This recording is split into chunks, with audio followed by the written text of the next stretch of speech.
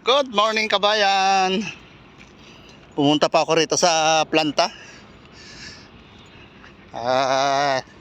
Pumunta rin ako kanina sa guardhouse dahil yung aking Emirates ID nandun.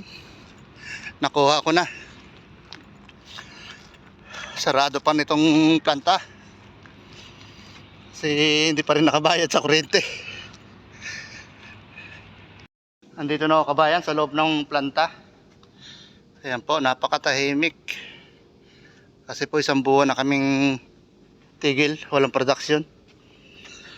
Yung mga pusa na alaga namin dito ay wala.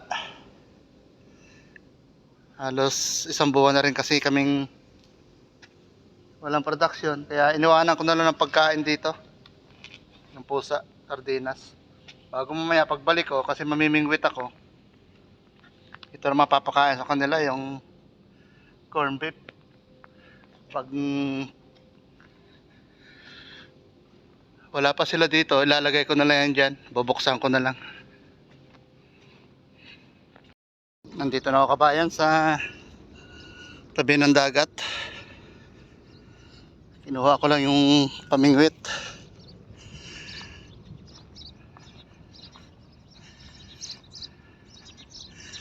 Ayan.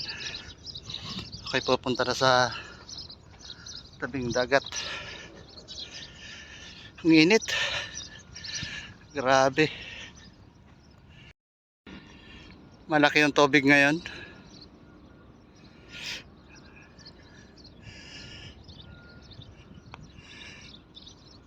Ayan siya.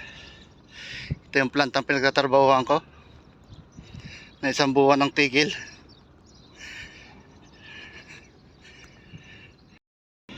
Yan kabayan, ako'y naghagis ng tansi. Ako'y mamimingwit.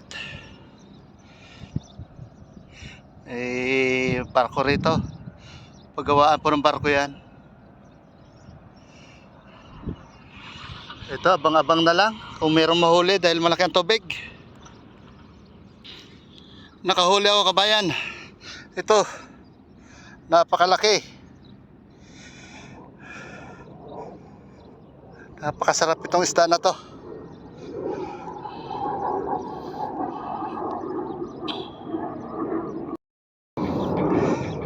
May 1 kilo to, 1 piraso.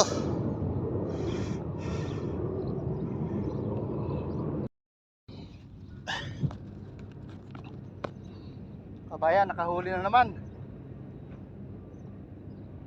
Malaki-laki din ito.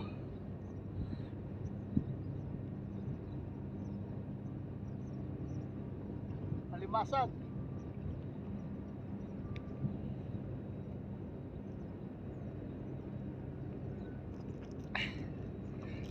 Alimasag ang nahuli ko.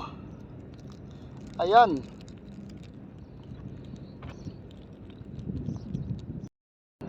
Ito kabayan, alimasag ang laki. Nakahuli naman ako kabayan. Bakoko. Malaki-laki na rin to. Isa naman bakoko. Ayan siya. Yung isa nando sa plastic. Kahuli ko lang magkasunod. Ito po yung huli ko, 2 piraso. Ang laki nitong isa, bakoko. Jackpot. Nakadali na naman 1 piraso. Bakoko. Ako'y umalis na sa dagat dahil napakainit. Ito po yung aking huli na alimasag. Bago yung isda. Ari po. Bali 2 piraso yung malaki. Yung bakoko at yung sibrim.